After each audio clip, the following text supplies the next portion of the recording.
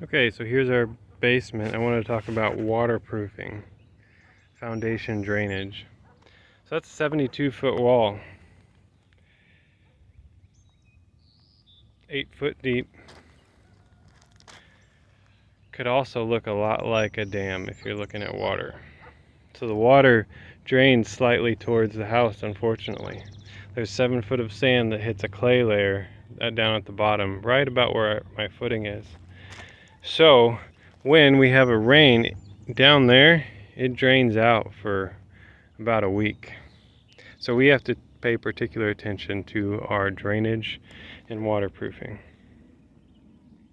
So you'll see on that wall, that white sheeting, that is more than just plastic. It's a vinyl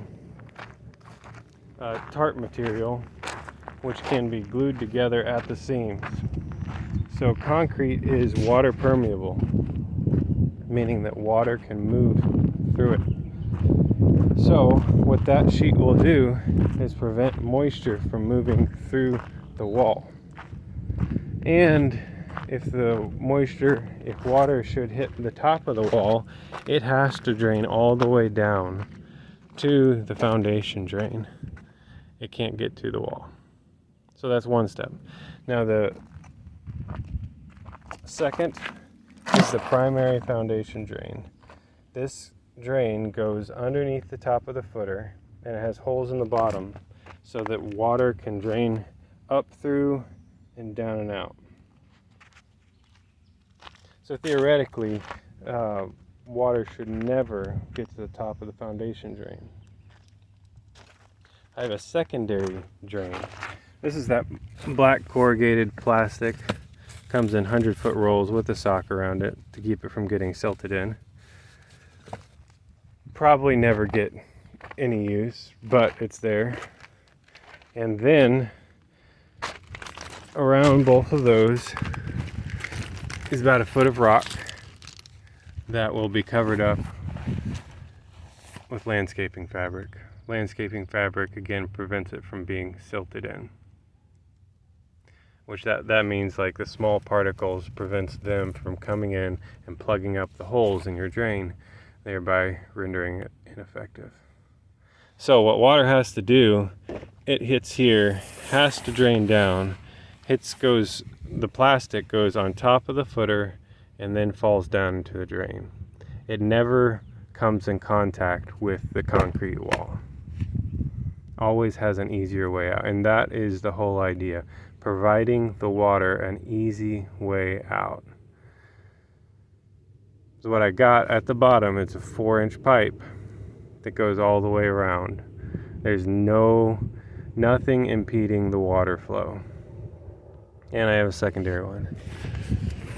So we got our plastic, we got our primary drain, our secondary drain, our silt-in protection, and then there's one more.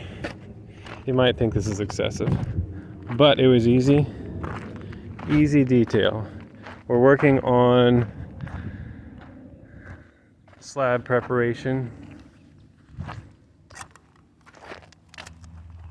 Black stuff all the way around is expansion joint. It separates the two pieces of concrete, the slab and the wall, reduces cracking. What I was able to do, normally this stuff is just flat, it goes up against the wall, but I scored the back and kicked out the edge. What this is going to do is form a triangle right up against the wall, all the way around the slab, so that if water should drain through here because of hydrostatic pressure, if it should get pushed through the cold joint of the wall and the footer, it will have this cavity that'll go all the way around the basement, all the way around the slab to drain out.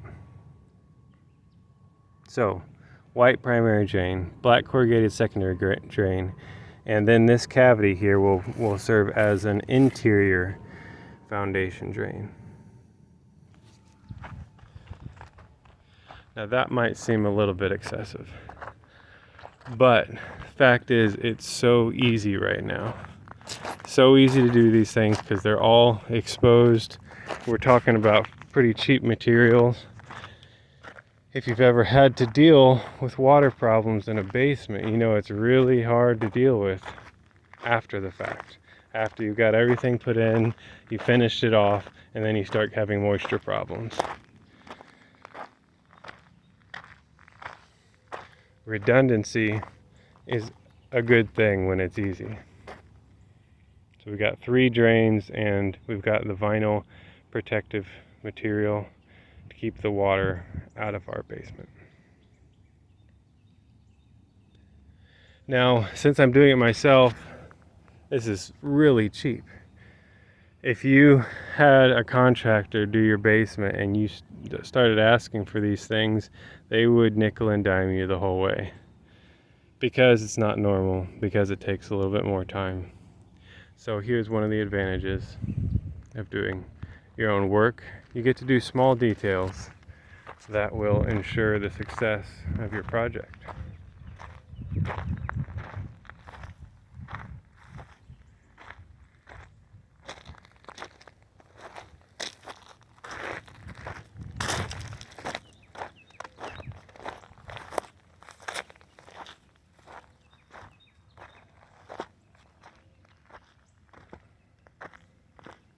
And of course I'll finish out both these drains on the sides.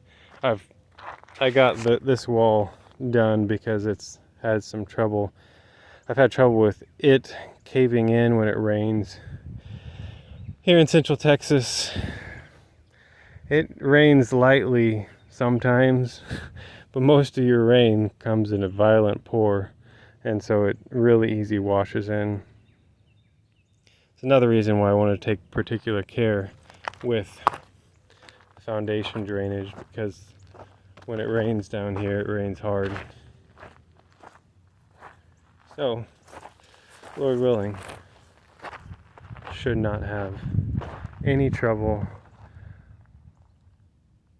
with moisture or water in the basement.